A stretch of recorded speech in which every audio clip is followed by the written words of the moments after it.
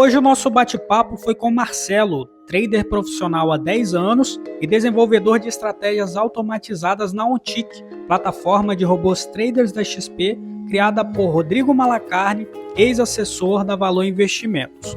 Marcelo foi o primeiro desenvolvedor a passar mais de 100 semanas no top 10 da Ontic e o único detentor de estratégia com 5 semanas consecutivas no top 1. Você já operou manualmente, hoje você opera com robôs? Isso, né? Hoje 99% das minhas operações são através de robôs. É possível ganhar dinheiro manualmente?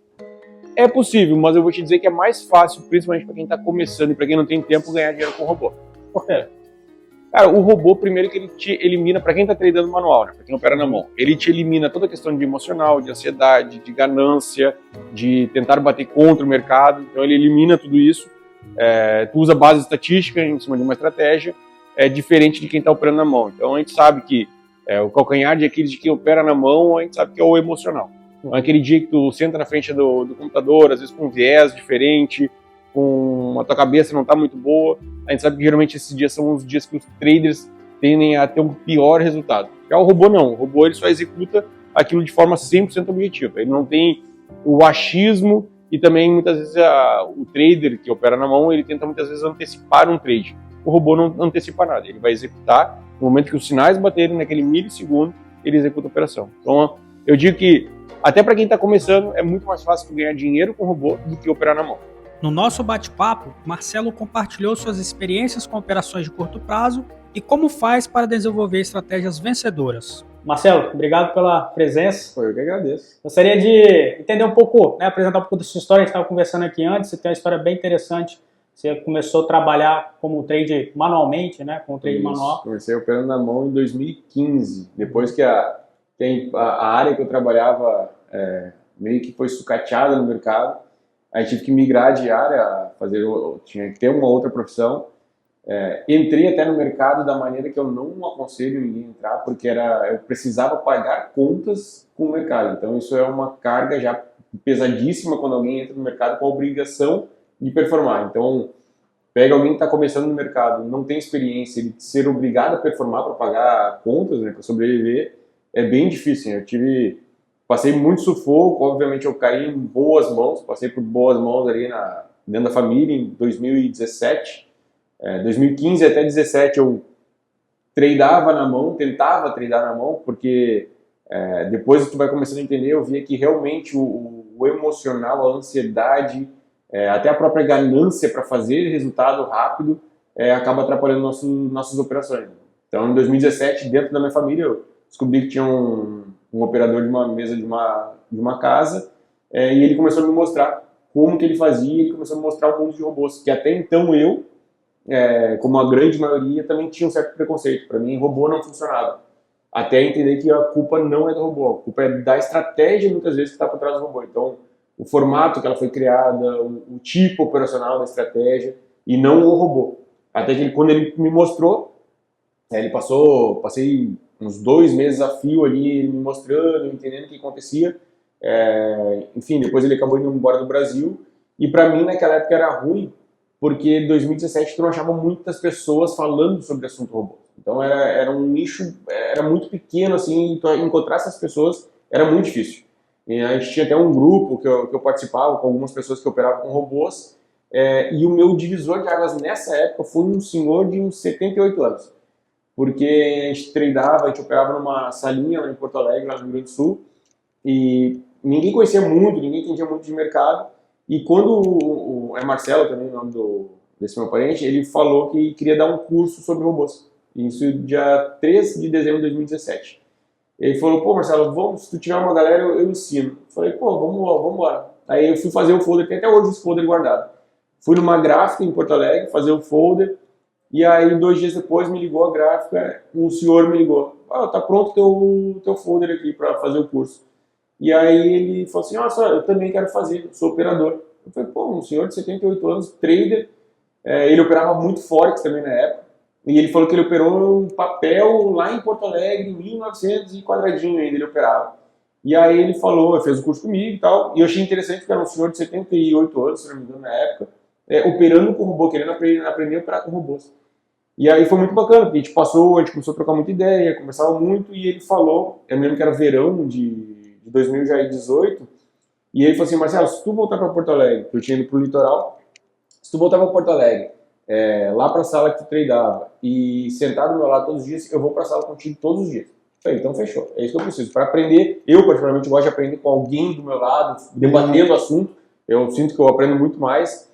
E aí ele comentou, se tu vier para Porto Alegre de volta, a gente vai estudar junto. Eu falei, então vamos. E aí começou. A gente passou 2 meses, todo dia tentando, estudando, tentando criar estratégias. E eu tinha como parâmetro, o Marcelo também, porque tudo que eu fazia, eu não sabia se ela estava fazendo bem feito ou não. Então eu pegava a estratégia e enviava para ele, e ele olhava para dizer se aquilo ali realmente fazia sentido ou não. Até que ele falou uma vez para mim assim, falou, pô, moleque, tu tá fazendo umas coisas que nem meus colegas do banco faziam. Eu falei, opa, então tô no caminho. E aí começamos. Aí desde então, assim, me lembro direitinho, era abril já de 2018, foi quando eu realmente entrei assim de cabeça e nunca mais saí. Então eu comecei a operar cada vez mais com robôs e abandonando cada vez mais o trade manual. Óbvio que até hoje eu gosto de fazer algumas operações, mas depois de entender a estatística dos robôs, das estratégias, eu melhorei o meu trade manual. E isso me ajudou muito. E depois, quando eu comecei a dar aula sobre isso também, tive algumas turmas que eu dei aula sobre isso, os próprios alunos falavam, pô, o meu trade manual começou a melhorar. Porque eu, particularmente, às vezes eu chegava a fazer 60, 70, 80 trades no dia, pô, era uma sobrecarga gigantesca ali. E às vezes tu perde aquela razão, tu já começa a querer ficar com raiva do mercado, e, enfim, aí todo mundo já sabe o que acontece no final da história. E com o robô, eu comecei a testar algumas coisas, que era, por exemplo, até o próprio Marcelo me mostrou uma vez, pegar uma estratégia qualquer e falar para ela a seguinte informação, ó, testa ela o dia inteiro operando. Agora pega essa mesma estratégia e faz um trade só no dia. Pô, eu comecei a ver que esse um trade no dia gerava um resultado muitas vezes melhor do que um dia inteiro operando. Então eu comecei a ver que menos exposição eu ficava ao mercado, eu estava menos suscetível a dar alguma notícia, alguma coisa, e o resultado às vezes era muito melhor até do que uma que estava o dia inteiro girando. E ali começou realmente a fazer muita diferença para mim. E aí eu costumei, nas aulas, porque daí eu fiquei de 2020 a 2022, 2023, dando aula, ensinando as pessoas a criar robôs sem precisar de programação. Que era também um grande mito que tinha, até hoje as pessoas ainda não entendem que para te criar um robô tu não precisa saber programação. Existem os robôs white box que tu consegue criar uma estratégia, que ele é muito intuitivo, é só dizer o que tu quer, tu pode fazer as otimizações dentro dessa estratégia para descobrir quais são os melhores cenários e trabalhar. Já tem uma programação de alto nível, que a gente chama, né? Já tem uma pré-programação. Já está pronto. Só basta tu setar ali, escolher o que tu quer. Eu quero usar uma banda de Bollinger, quero usar um cruzamento de média. Então basta tu setar elas, os teus alvos, questões de horários, tu marca o que tu quer e ainda tu tem a chance de otimizar isso. E aí, para quem não sabe o que é otimizar, seria eu dar informação para o robô. Olha, eu quero que tu teste num período X qual que é a melhor configuração para usar uma banda de Bollinger, por exemplo. E aí ele pega e faz todos os cálculos e te mostra. Isso é uma parte boa, porque tu começa a testar. E aí, óbvio, entrando um pouco mais no técnico, tu consegue ver os períodos de in-sample e out-of-sample, que era mais ou menos o que a gente estava falando agora ali, que a pessoa, muitas vezes, ela cria uma estratégia com 100% da janela que a estratégia conhece o mercado. Então ela vai se adaptar àquele mercado e ela fica perfeita. Aí quando tu vai para o mundo real, ela desconhece. Aí quando chega no mundo real, pô, por que ela não está performando igual performava nos backtests? Então a gente começa a fazer algumas janelas de in-sample, de out-of-sample, seria o teste WFA, e aí tu vê no período em que a estratégia conhece o mercado, ela performa bem. E no período que ela desconhece o mercado, será que ela vai performar bem? Então se ela começa a performar bem tanto no período que ela conhece quanto no período que ela desconhece, tu vê que tem uma estratégia robusta por trás. E aí, obviamente, daí tu vai fazendo outros testes para ela conseguir ir rodando, né, e operando. E muita gente pensa que para você conseguir ter resultados, você precisa de estratégias mirabolantes, com altos indicadores complexos trabalhando em conjunto, quando na verdade, muitas vezes você tendo uma estratégia que opera pouco, em momentos corretos, ela consegue ter um resultado muito bom. Eu falava, o slogan da mentoria era, quando eu fazia as mentorias, era o simples funciona. Então eu via, chegava muita coisa na minha mão, e dos grupos também que eu participava, antes de eu começar a dar aula sobre isso, chegava na minha mão as estratégias que tinham 5, 6 indicadores ao mesmo tempo, e aí eu perguntava para o desenvolvedor, eu falei, então, só me explica o que essa estratégia faz. E ele não conseguia explicar. Cara, se tu não está explicando, se tu não entende o que ela está fazendo, é porque os próprios indicadores eles estão operando em momentos aleatórios, porque às vezes um indicador está te dando compra, outro está te dando venda, um outro indicador está neutro. Então eu falo, cara, simplifica isso daí. Porque tu não precisa deixar nada mirabolante achando que se tu botar 10 indicadores vai ficar uma estratégia super robusta. Muitas vezes fica mais overfitada, que seria tu acertar justamente um único trade que foi muito bem, performou muito bem. Então tu vê realmente, quando tu simplifica mais a estratégia, ela tende a performar muito bem. E a inteligência artificial tem algum papel aí nas estratégias? Nas minhas, não. Nas minhas, eu costumo falar que eu sou a inteligência artificial, porque a gente brinca em alguns grupos que eu gosto de criar na unha. E o que seria o criar na unha ali, né? Eu já vi alguns testes com inteligência artificial que, na real, ela busca muitos dados que já existem. Ela pega coisas que achou em algum lugar e recria aquilo. Eu gosto de, Marcelo, sentar, olhar o mercado, olhar os candles, olhar tudo, botar os indicadores na tela, entender o que está acontecendo, e aí eu começo a desenhar na minha cabeça algum tipo de operacional. E aí, a partir daí, eu criando esse operacional, aí eu vou para o meu robô e eu começo a trabalhar as otimizações, validações, que eu faço nas estratégias, mas eu, particularmente, a inteligência artificial, para mim, eu ainda no meu caso, ainda não estou usando. Hoje, na verdade, o nome inteligência artificial está virando uma coisa universal hoje, né? Ciência de dados é algo que já existe há algum tempo. E à medida que a capacidade de processamento dos computadores foi avançando, a ciência de dados foi ganhando suporte, que é muito o que você faz hoje, que é usar a ciência de dados para chegar no algoritmo lá. Aí a generativa, aquela que vai aprender e automaticamente reprogramar um algoritmo em função do que está acontecendo, eu acho que a gente está meio longe dessa IA generativa chegar e estar acessível, pelo menos aqui no mundo normal. Acho que a gente vai demorar ainda alguns anos para ver isso acontecer. Acho que a coisa hoje é muito na ciência de dados, né? Que muita gente hoje chama ciência de dados de inteligência artificial também, que é o que eu acho que já vem sendo processado. Tem que tomar muito cuidado também, porque pode ter ainda das pessoas que vão vender algo falando que é uma inteligência artificial, que na real não é. Se for um GPT da vida, pediu uma indicação de algum indicador, que na real não tem nada demais. É algo que já existe, tu já encontra. Então tem que tomar também muito cuidado com essa inteligência artificial que muitas pessoas anunciam e na real não tem nada de inteligência artificial. E as estratégias precisam ser constantemente refeitas? Boa. Meu modo de criar e recriar as estratégias depois, tá? Quando eu falo estratégia, eu sempre cito os indicadores. Então vamos supor, eu uso um indicador, 2 indicadores para uma estratégia. Quando eu vou validar ela novamente, porque a gente sabe que o mercado vai mudando, a volatilidade, as pernadas do mercado mudam. Então, o que eu gosto de fazer? Eu gosto de retrabalhar somente os meus alvos. Tá? Então, a minha estratégia eu mantenho ela bruta. Por exemplo, vamos dar um chute hipotético. A minha estratégia é um cruzamento de médias. Se eu vou retrabalhar aquela estratégia depois, eu não retrabalho esse cruzamento. Porque uma vez que eu mude as configurações dos parâmetros desse cruzamento, já é outra estratégia. Então, tudo que eu tinha de base estatística para trás, aquilo ali para mim não serve para mais nada. Então, eu gosto de manter a estratégia bruta, e aí quando eu falo estratégia de indicadores, e quando eu retrabalho alvos e a volatilidade, que é a ATR. Eu uso muito a ATR para retrabalhar as estratégias. E aquilo dali me ajuda muito. Porque quando eu retrabalho, eu já trabalho numa região em que eu já conheço. Então, vamos supor, eu tenho um break-even que quando ele atinge 500 pontos a favor da minha operação, ele me garante 200. Quando eu vou retrabalhar isso, eu já trabalho essa região de 600. Então eu não vou refazer toda ela. Eu só pego ali, vejo como é que está a volatilidade daquele mercado nos últimos 3 meses, por exemplo, que já é uma janela que eu gosto, que nos últimos 3 meses tu pega bastante cenário diferente. Então eu começo a minha TR, vejo a volatilidade que estava nesse período, e aí eu vou medir novamente meus indicadores, meus alvos, para a estratégia continuar trabalhando do jeito que eu queria. A Dragon que está hoje na XP já roda há quanto tempo? Todas as estratégias que compõem, e até bacana de falar do portfólio Dragon, ele é composto por 7 estratégias. Tá? São 6 de mini índice e uma de mini dólar. Todas essas estratégias já estão no Paper Trade dentro da OnTick desde 2023. Mais precisamente, elas entraram em abril de 2023. São mais de 2 anos. E assim, sem mexer uma vírgula dos indicadores. Nada. Então, isso me mostra que a estratégia em si é robusta, que ela realmente performa, funciona. Todas as estratégias que compõem o portfólio Dragon já participaram diversas vezes do ranking da OnTick. Então, são estratégias robustas, antigas. Como é que eu criei esse portfólio? Eu peguei uma de dólar, porque é uma estratégia muito boa, que eu gosto bastante dela.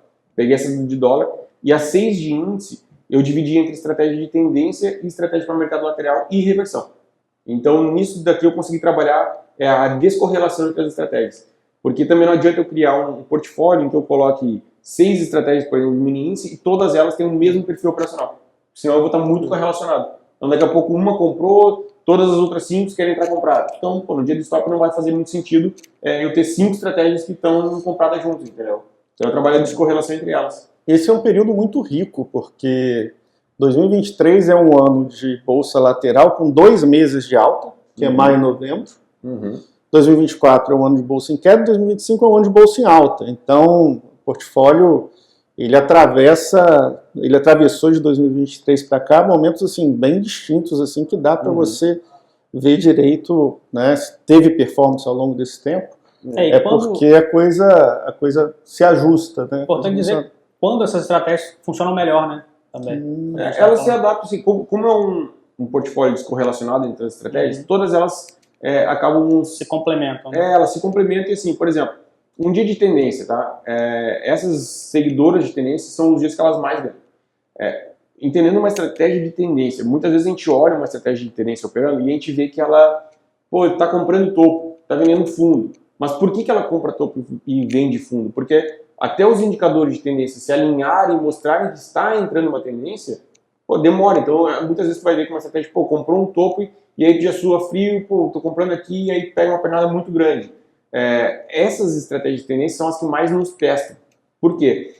Elas tomam muito stop. Porém, aquele dia de ganho, ela paga todos esses stops e ainda fica positivo. Então, ela é muito mais teste de paciência, diferente de um tipo operacional que eu particularmente não gosto para robôs, que é o scalper. Porque o scalper é aquele que ganha pouquinho, tá toda hora ganhando. Só que quando ele perde, ele devolve tudo aquilo que ele ganhou. Esse tipo de operacional é muito mais para aquele trader ou investidor que ele tem mais ansiedade. Porque na cabeça dele ele tá vendo que tá toda hora ganhando. O problema é na hora que ele perde. E aí ele vai ver que a conta não fecha. Eu, particularmente, gosto sempre de trabalhar com estratégias para risco e retorno positivo, ou seja, quando eu ganho mais do que eu estou apostando no loss, né? Então, o meu risco e retorno ele é positivo, só que, óbvio, ele te dá mais trabalho e até tu entender, confiar numa estratégia assim, porque muitas vezes tu vai ver, perdi 5 dias consecutivos. Obviamente, nós, seres humanos, a gente olha, eu estou entrando no negócio, tá perdendo. Mas eu sei que quando ele ganhar, ele vai pagar esses dias e ainda fica positivo. Isso que você tocou é muito importante. Muito importante para quem está assistindo entender. Por quê? Todo investidor comum, o sonho dele é encontrar uma renda fixa turbinada.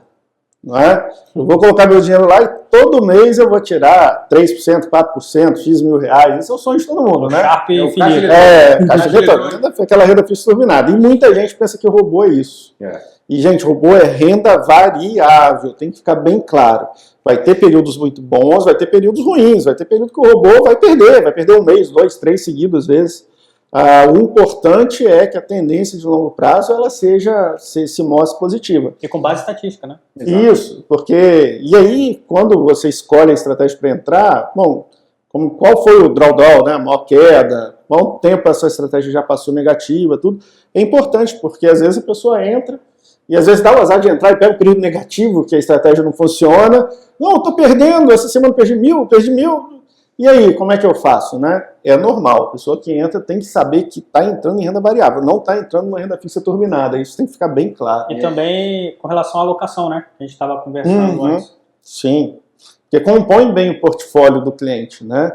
E é uma coisa que a gente estava conversando, o que ele está falando aqui de estratégia de seguidor de tendência, né? É day trade, então vai operar durante um dia. Quanto maior a amplitude daquele dia, se deu 4% de alta, se deu 4% de baixa, melhor para o robô. Porque ele embarca numa tendência ali que dura muito tempo durante o dia, ele consegue um lucro muito bom. E normalmente o que acontece? Os dias de baixa, eles têm amplitude maior, né? Se a gente tem uma crise, um crash, a bolsa cai 6, 7, 8%, esse robô de tendência, ele nada de braçada nesse dia. Então, seu portfólio de ações está lá caindo, mas o robô nesse dia ele vai dar um resultado muito bom. Então, ele também trabalha como um hedge, ele pode compor, né, junto ali um percentual da carteira com exposição de risco adequada, claro, não é para fazer, né, grandes movimentos, mas funciona bem. Uma coisa também que é importante para quem está assistindo, para quem vai utilizar de um robô, um portfólio que seja feito por robôs, principalmente de day trade, as pessoas elas também têm a ânsia de achar que por ser um robô de day trade, o resultado é imediato. E não é imediato, é uma curva de longo prazo. Então, a gente tem a mania de muitas vezes olhar uma lâmina de um robô, de um portfólio, a gente traça o ponto inicial, o final e faz uma reta. Só que na verdade não é uma linha reta. Tudo ali tem turbulências, então as pessoas têm que olhar aquilo e entender, e aí o bom também do portfólio de robôs, como ele te traz uma estatística, tu vê que teve período de drawdown. E o que acontece na maioria das vezes do ser humano? Ele desliga no momento de drawdown. Então ele assume o risco, ele assume o loss quando ele desliga. Se está dentro do planejado, dentro da estatística, não tem porquê tu desligar. Tu só tem que desligar se em algum momento aquilo ali fugiu a estatística. Beleza, aí fugiu, obviamente tem que desligar. Mas se aquilo não foge, se mantenha. Eu tenho muitos portfólios que eu peguei, meu pior drawdown, se eu não me engano, foi em agosto, que foi 8% num portfólio que eu tenho. Algumas pessoas desligaram, os outros se mantiveram. Chegou exatamente no final do mês, na última semana, ele recuperou e ficou no 0 a 0. A gente teve um evento recente desse, né? A gente passou por um drawdown em uma das operações que a gente executa aqui, e os clientes que seguraram já recuperaram tudo. É o que acontece. Então, infelizmente, as pessoas elas têm aquela ânsia de fazer tudo muito rápido. E não é tudo muito rápido, não é porque é um robô que é um caixa eletrônico, não é por ser um robô de day trade que é imediato o resultado de day trade. Day trade também é a longo prazo. Então, no momento que tu entende, e é bom assim, quando o cliente ele passa por esse drawdown, ele vai aprendendo. E ele vai realmente criando confiança naquilo que ele está usando. Então, eu tenho diversos casos ali de clientes que passaram pelo drawdown e falaram, pô, realmente passou pela estatística, tá ali certinho, voltou, recuperou, e aí vai pegando confiança. Então, depois, quando ele pega um próximo drawdown, para ele já é mais tranquilo, porque ele já passou por aquilo. E é comum uma estratégia começar a dar errado porque outras pessoas começaram a executar aquele tipo de operação e, vamos dizer assim, os gaps reduziram? Assim, hoje a gente tem uma segurança e uma qualidade dentro da OnTick, e isso é muito bom na questão dos portfólios de robôs, porque a gente tem um capacity. Então, o que acontece? Não é simplesmente vender por vender. Então, entrou um portfólio Drago aqui na Valor. O que acontece? Ele tem dois tipos de capacity. Ou é por número e quantidade de CPFs, de pessoas que entraram, ou por quantidade de contratos. Então, a gente não vai simplesmente colocar clientes a Deus dará... Abrir a porteira. Exatamente, porque aí realmente pode dar um grande problema. Como a gente viu copies de trade manual dando problema por causa disso. Então, ali é tudo muito limitado. A gente sabe que a gente calcula aquele tipo de estratégia. Se ele entrar com X mil contratos, ele aguenta, dá certinho, ele vai empurrar o book, não vai empurrar o book, então tudo isso a gente já tem. Porque alguns erros que eu vejo das pessoas fazerem, eles pegam aquele robô ou aquela operação deles, eles imaginam que é só ele entrando no mercado naquele momento. Então ele calcula X mil contratos, mas ele esquece que tem todo um mercado entrando junto. Então quando a gente tem isso tudo calculado, desenhado, para o cliente, esse tipo de estratégia não vai ter problema. Não vai deixar de performar porque entraram 400 CPFs numa estratégia, ou, por exemplo, entrou 2 mil contratos numa estratégia. Então, a gente tem essa segurança que é realmente trabalhar qualidade e não quantidade. Então, a gente trabalhar qualidade, a gente sabe que a gente está trabalhando algo para entregar resultado para o cliente. Obviamente, se o cliente entrar e pegar um período de drawdown que vai acontecer, não tem como fugir, mas ele sabe que ele está num lugar que está resguardado pela qualidade. Pela base estatística, né? Exatamente. Justamente que... Mais alguma pergunta, André? Não, acho que o importante é, assim, quem está pensando em entrar em robô, né? Tem que tentar entender o que se passa, tem que encarar como renda variável, vai ter períodos de altas, de baixas. E eu sou otimista porque o robô ele gosta de volatilidade, como eu falei, né? Ele gosta dessas amplitudes altas. E ano que vem com a eleição, a gente não vai morrer de tédio. Provavelmente deve ter boas volatilidades aí acontecendo pelo caminho. Então, em tese, a gente está entrando no momento que vai ser propício para os robôs entregarem um retorno bom no horizonte de um ano e meio pela frente. Eu acho que esse é o momento. Então, todo mundo procurar se formar, né, conversar e tal, quem tem perfil, porque acho que pode ser um instrumento para compor portfólio de renda variável bem interessante aí para os próximos meses. Uma coisa legal, por exemplo, que vocês fazem é ter esse contato também com o desenvolvedor. Porque isso daí traz uma tranquilidade tanto para o lado assessor, escritório, quanto para o lado cliente. porque não é aquele negócio, quem é que tá, como é que é esse robô? Onde é que ele tá? Tá num cantinho escuro, escondido? Uma caixa preta, né? Uma caixa preta escondida. Não, então assim, tu ter o contato com o assessor, tu ter o contato com o desenvolvedor é bom, porque até naquele momento de drawdown vai ter alguém para te tranquilizar. Então ele vai te mostrar, não, tá aqui, ó, a estatística tá mostrando, isso daqui tá realmente, tá tudo dentro do planejado. Então isso é uma coisa que eu vejo que é muito importante do lado do escritório, é ter esse contato também com o desenvolvedor, e o cliente também, se porventura quiser falar com o desenvolvedor, para se tranquilizar e ficar sabendo que estou rodando algo que é realmente confiável, de qualidade. Isso para mim é primordial, assim, é muito bom para saber quem está por trás daquilo ali. Perfeito. Marcelo, obrigado pela oportunidade de bater um papo contigo, sempre muito bom. André, obrigado pela parceria e pelas boas perguntas, né? Sozinho aqui a gente tem menos, vamos dizer assim, repertório de perguntas para fazer, em dois fica melhor, né? No passado eu tentei fazer esse negócio de robô. Na época não tinha tecnologia, era uma coisa complicada. Eu estava contando para ele aqui. Você tinha que colocar o robô rodando numa nuvem para ele ficar 24 horas no ar. Era uma complicação só. A conexão com a corretora não era algo natural. Tudo. Hoje não. Hoje a gente está tecnologicamente no ponto para fazer a coisa funcionar. Já está rodando na plataforma da Gestão há tempo. A OnTick está redondinha. Então, eu acho que é o momento, chegou o momento de realmente usufruir aí desse benefício. Eu acredito muito em algoritmo, mas com aquele negócio, tem que resistir aos períodos de drawdown, senão você está sempre vendendo na baixa para comprar na alta, né? Então, tem que ser desse jeito. Perfeito. Bom, se você ficou interessado nesse tipo de estratégia quantitativa que a gente fala, estratégia mais por meio de robôs ali, converse com o seu assessor, né? Aqui na Valor a gente tem várias estratégias ali que a gente consegue apresentar, inclusive um relatório do backtest, né? Como é que tem sido essa operação com base no passado, toda a base estatística aí que o estrategista trabalha também para a gente trazer uma confiabilidade maior na estratégia, né? Com certeza. Na vida real, digamos. Então converse com o seu assessor, procure se inteirar, estando adequado ao seu perfil de investidor, vale um bate-papo com o seu assessor. A gente fica por aqui, até a próxima.